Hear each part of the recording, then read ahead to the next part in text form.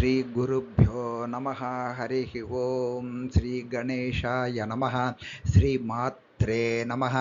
ಓಂ ಕಾಮೇಶ್ವರ ವಿಲಾಸಿನ್ಯೈ ನಮಃ. ಶ್ರೀಮದ್ದೇವಿ ಭಾಗವತ மகாபுராண மூல பாராயணம் ஸ்கந்தம் 1 அத்தியாயம் 19 சுகர் திருமணம். ஓம் நம சண்டிகாயை சுகவாச்சா சந்தேகோயம் மகாராஜ வர்த்ததே ஹிருதயே மம மாயா மத்திய வர்த்தமானः ச கதம் நிஸ்பృహோ பவேத் சாஸ்திரஞானம் ச சம்பிராப்ய நித்ய விசாரணாம் த்யஜதே ந மனோமோகம் ச கதம் முச்யதே நரः அந்தர்கதம் தமச்சேத்தும் சாஸ்த்ராத் போதோ ஹி ந க்ஷமः யதா ந நஷ்யதி தமः கிருதயா தீபவார்த்தயா அத்ரோஹ सर्वभूतेषु कर्तव्य सर्वदा बुधैः स गतं राजशार्दूल गृहस्थस्य भवेत् तथा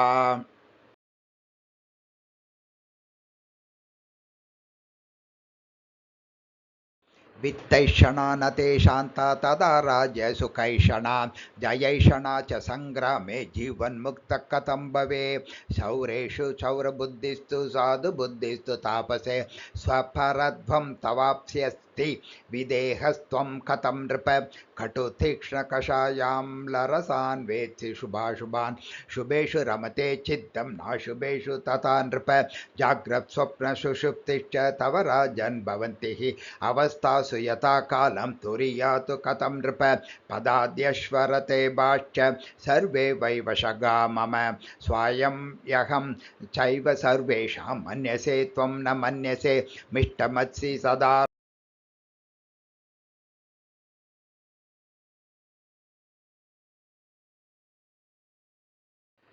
विमुक्तस्तु भवेद् राजन् समलोष्टाश्म काञ्चनः एकात्मबुद्धि सर्वत्र हितकृत् सर्वजन्तुषु न मेद्य रमते चित्तं गृहदारादिषु क्वचित् एकाकी निस्पृहोद्यर्थं चरेयमिति मे मतिः निस्सङ्गो निर्ममशान्तः पत्रमूलपलाशनः मृगवत् विचरिष्यामि निर्द्वन्द्वो निःपरिग्रहः किं मे गृहेण वित्तेन भार्यया च स्वरूपया विरागमनसः कामं गुणातीतस्य पार्थिव चिन्त्यसे विविधाकारं नानारागसमाकुलं धम्बोऽयं किल ते भाति विमुक्तोऽस्मीति भाषसे कदाचित् सदृशा चिन्ता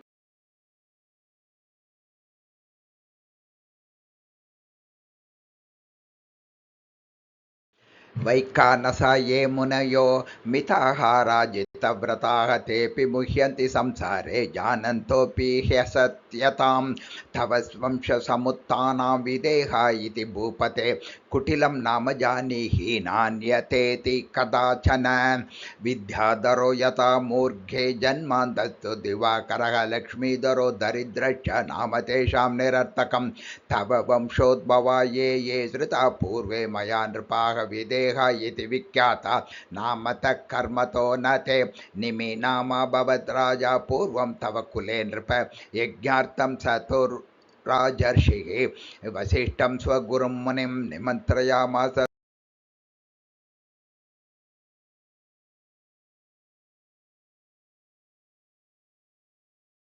कृत्वा तस्य मकं पूर्णं करिष्यामि तवापि वै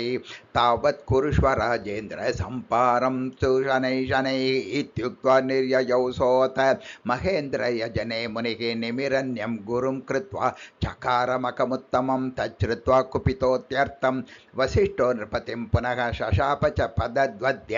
देहस्ते गुरुलोपक राजापितं शशापात् तवापि च पदद्वयम् अन्योन्यशापात् पतितौ तावेव च मया श्रुतं विदेहेन च राजेन्द्र कथं शब्दो कुरु स्वयं विनोदैव मे चित्ते विभाति नृपसत्तम जनक उवाच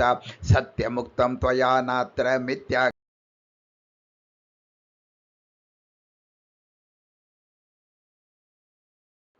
पितुस्सङ्गं परित्यज्य त्वं वनं गन्तुमिच्छसि मृगैः सह सुसम्बन्धो भविता तेन संशयः महाभूतानि सर्वत्र निःसङ्गः क्व भविष्यसि आहारार्थं सदा चिन्ता निश्चिन्तस्या कथं मुने दण्डाजिनकृता चिन्ता यथा तव वनेऽपि च तथैव राज्यचिन्ता मे चिन्तायानस्य वा न वा विकल्पोपहतस्त्वं वै दूरदेशमुपागतः न मे विकल्पसन्देहो निर्विकल्पोऽस्मि सर्वथा सुखं स्वपिमि विभ्राहं सुखं भुञ्जामि सर्वथा न बद्धोऽस्मीति बुद्ध्याहं सर्वदैव सुखी मुने त्वं तु दुःखी सदैव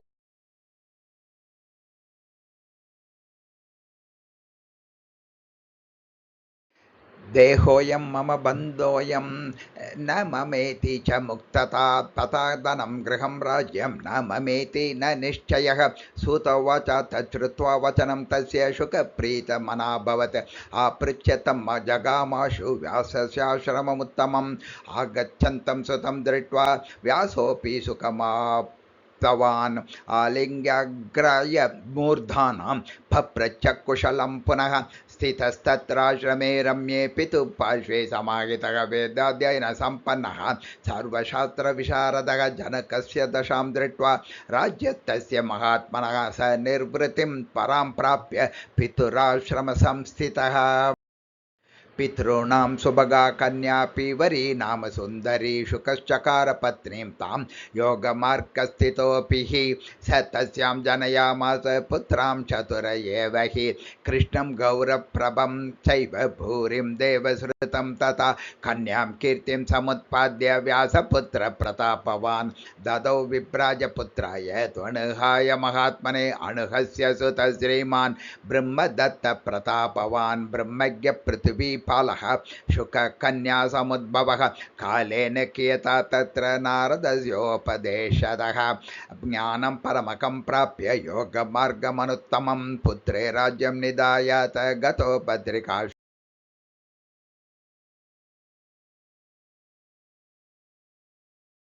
नारदस्य प्रसादेन जातं सद्यो विमुक्तिदं कैलासशिखरे रम्ये त्यक्त्वा सङ्गं पितुः शुकः ध्यानमास्ताय विपुलं स्थितसङ्गपराङ्मुखः उत्पपात गिरे शृङ्गात् सिद्धिं च परमां गतः आकाशगो महातेज विरराज यथा रविः गिरे शृङ्गं द्विधा जातं शुकस्योत्पतने तथा उत्पाद बहवो जाताः शुकश्चाकाशगो भवत् अन्तरिक्षे यथा स्तूयमानप्सुरर्षिभिः तेजसा दिविराजन्वैः द्वितीयैव भास्करः व्यासस्तु विरहाग्रान्तः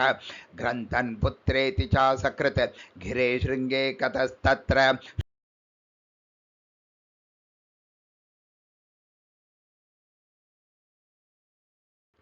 सर्वभूतगतसाक्षी प्रतिशब्दमता तदा तत्राध्यापि गिरे शृङ्गे प्रतिशब्दस्फुटोऽभवत् गृदन्तं तं समालक्ष्य व्यासं शोकसमन्वितं पुत्रपुत्रेति भाषन्तं विरहेण परिप्लुतं शिवस्तत्र समागत्य पाराशर्यमबोधयत् व्यासशोकं मा गुरुत्वं पुत्रस्ते योगवित्तमः परमां गतिमापन्नो दुर्लभां चाकृतात्मभिः तस्य शोको न कर्तव्यस्त्वया शोकं विजानता कीर्तिस्ते विपुला जाता तेन पुत्रेण चानघ व्यास उवाच न शोको याति देवेश किं करोमि जगत्पते अतृप्ते लोचने मेत्य